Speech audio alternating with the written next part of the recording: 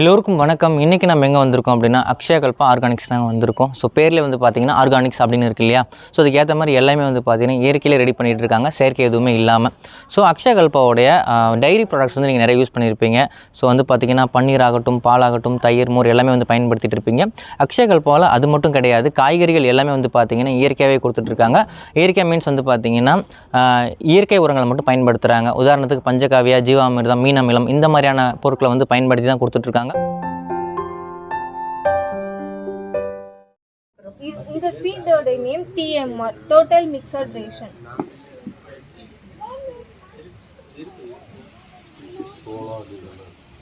இது எப்படி இருக்குன்னு பாருங்க. நீங்க எதுவுமே இல்லை, இது நம்ம சாப்பிட்ற ஃபுட்டோட ரொம்ப நல்லது, ரொம்ப சுத்தமா இருக்கும். இதுல என்ன இருக்குன்னு நீங்க சர்ச் பண்ணி பாருங்க. இதுல என்னென்ன இன்கிரீடியன்ஸ் இருக்குன்றதை நீங்க எனக்கு சொல்லுங்க. ஸோ இந்த TMR வந்து ஃபர்ஸ்ட் ஆஃப் ஆல் கவுக்கு கொடுக்குற ஃபீடு. சம்மர் டைம் வந்தால் ட்ரை ஃபீடு. இப்போ நம்மளுக்கு இந்த மாதிரி இப்போ ரெய்னி டைம் வந்துடுச்சு, விண்டர் டைம் வரப்போகுது, அப்போனா க்ரீன் ஃபீட்ஸ்லாம் நிறைய கிடைக்கும். அப்படி கிடையாது, நம்மளுடைய இந்த TMR ஸ்டாண்டர்ட் ஃபீட் கவுக்கு கொடுக்கறது. ஸோ இதை வந்து எல்லா டேஸ்லையுமே இந்த ஃபீட் தான் கண்டினியூ ஆகுமே. ஸோ மழை டைம் வந்தாலும், வெயில் டைம் வந்தாலும், எந்த டைம் வந்தாலும் இந்த ஃபீட் கண்டினியூ ஆகும். எல்லா டைம்லையுமே கவுக்கு வந்து க்ரீனிஷாக கிடைக்கும் ஃபீட். ஸோ இந்த TMRல என்னென்ன இருக்குன்னா, சைலேஜ், இந்த வேர்டு கேள்விப்பட்டிருக்கீங்களா? கவு ஃபீட்ல சைலேஜ் இந்த வேர்டு கேள்விப்பட்டிருக்கீங்களா? இது ஒரு ஃபீடு. ஸோ சைலேஜ்லேயே நாங்கள் 2 விதமான சைலேஜ் வந்து கவுக்கு கொடுத்துட்ருக்கோம். கார்ன் சைலேஜ், இன்னொன்று க்ரீன் சைலேஜ். கார்ன் சைலேஜ் வந்து நாங்கள் எங்களோட வேறு ஃபார்ம்லேருந்து வாங்கிட்டு இருக்கோம், திருச்சி, ஈரோட்லேருந்து வந்துட்டு இருக்கு. ஸோ க்ரீன் சைலேஜ் நாங்கள் இங்கேயே ரெடி பண்ணுறோம். ஏன்னா க்ரீன்ஸ் எங்ககிட்ட 10 ஏக்கர் கிட்ட இருக்கு. ஸோ அதை நாங்களே பண்ணிட்டு இருக்கோம். இதை எப்படி ப்ரிப்பேர் பண்ணுறாங்கன்னா, க்ரீன்ஸ் எல்லாமே எடுத்துட்டு வந்து சாப் பண்ணிடுவாங்க. உங்களுக்கு பேக் சைடில் இருக்கிறதெல்லாம் சைலேஜ் பங்கர்ஸ் தான். ஸோ இந்த பங்கர்ஸில் நாங்கள் எடுத்துட்டு வந்து சாப் பண்ணிட்டு, அது கூட நாங்கள் என்ன பண்ணுவோம்னா, வெரைட்டி ஆஃப் சைலேஜஸ் நாங்கள் சர்ச் பண்ணி பார்த்துருக்கோம். இந்த ஜாகரி பவுடர் இருக்குது பார்த்தீங்களா, அதெல்லாம் போட்டு ஒரு சைலேஜ் ஃபர்ஸ்ட் டைம் ஒரு வாட்டி ரெடி பண்ணுவோம். ரெண்டாவது இந்த க்ரீன் பனானா இருக்குது பாருங்க, பச்சை வாழைப்பழம், அதை வச்சு சைலேஜ் ப்ரிப்பேர் பண்ணி பார்த்தோம். இப்போ அடுத்தடுத்து இப்போ க்ரீன் பனானாஸ் மட்டும் யூஸ் பண்ணணும்னு கிடையாது. இப்போ அடுத்தது அதில் வந்துட்டு நம்ம கரும்பு யூஸ் பண்ணலாம், சக்கரவள்ளி கிழங்கு யூஸ் பண்ணலாம். இந்த மாதிரி ஸ்வீட்னஸோட இருக்கிற எல்லா திங்ஸுமே அதில் யூஸ் பண்ணி அதை ஒரு 48 டேஸ்க்கு ஏர்டைட் பண்ணி கொடுக்கறது தான் சைலேஜ்.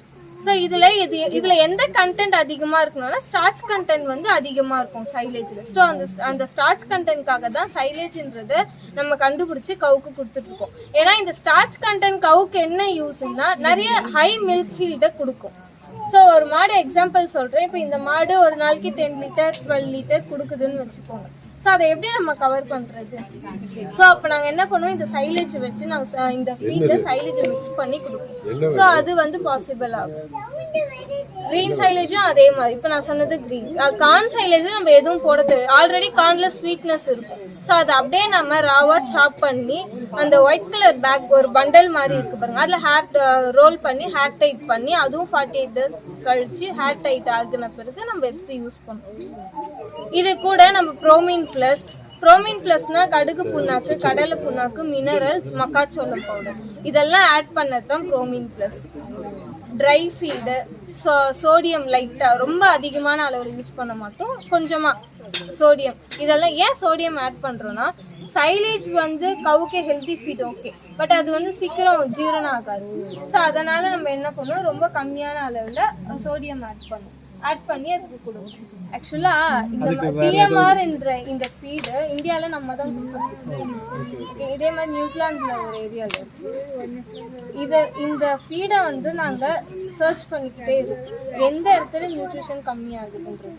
ஸோ இப்போ லாஸ்ட்டாக இங்கே இருக்க நேபியில் ரொம்ப ஹைட்டாக இருந்துச்சு, டே வந்து ரொம்ப அதிகமாகிடுச்சு, 60 டேக்கு மேலே போயிடுச்சு, அதில் நியூட்ரிஷன் லெவல் கம்மியாக இருந்துச்சு.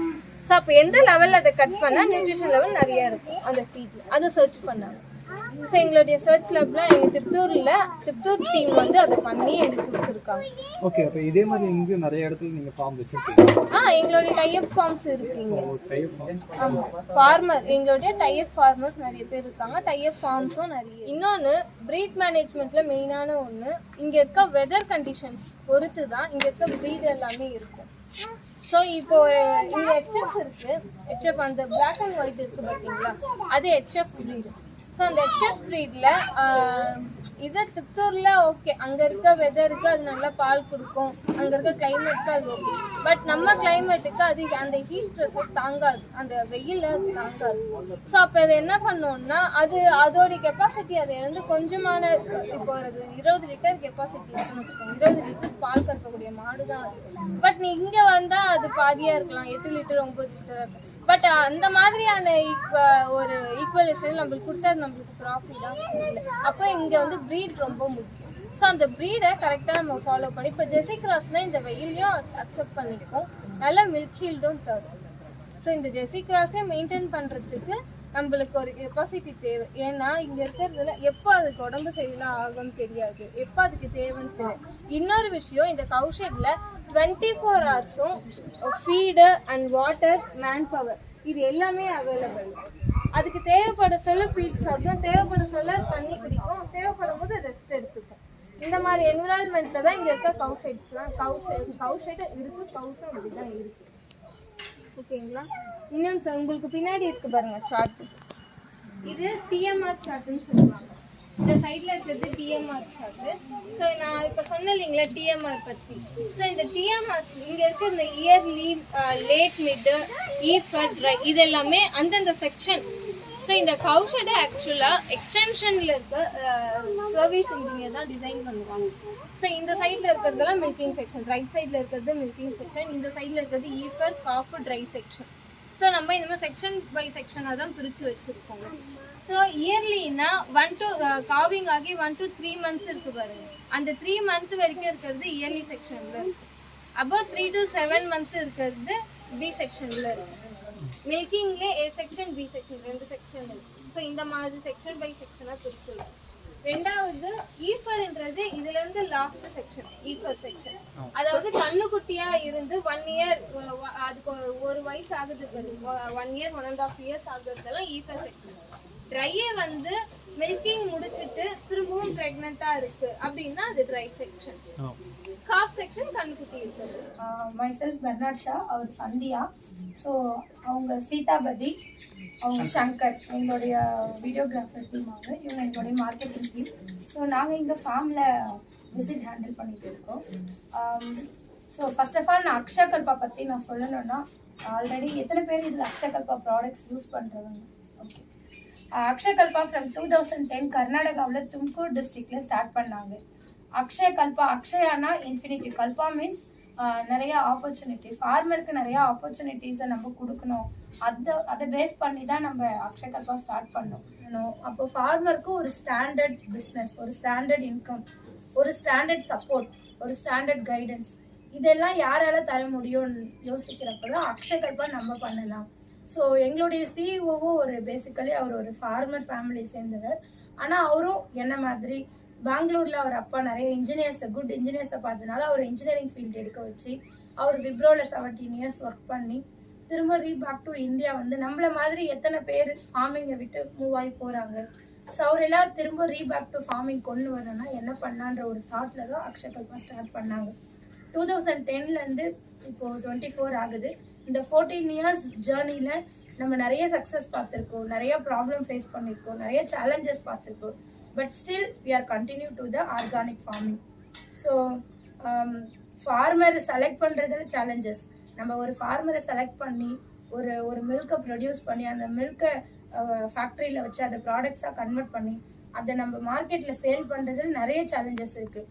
ஃபைனல் நம்ம எங்கே சக்ஸஸ் ஆகுறோன்னா, ஒரு ஃபார்மர் ப்ரொடியூஸ் பண்ண அந்த பொருள் கன்சியூமர் கிட்ட போய் சேர்ந்து அதுக்கான வேல்யூபிள் அந்த ஃபார்மருக்கு கிடைச்சாதான் அந்த ஜேர்னி சக்ஸஸ் ஆகும். இந்த சக்ஸஸ்ஃபுல் ஜேர்னியில் அக்ஷயகல்பாவுடைய ரோல் என்னன்னு பார்த்தீங்கன்னா, நம்ம ப்ரொடியூசர் கிடையாது, நம்ம ஃபார்மரை தான் ப்ரொடியூசராக உருவாக்குறோம். ஸோ கன்சியூமருக்கு தேவையான ப்ராடக்ட்ஸாக ஒரு டோர் ஸ்டெப் இருக்கும்.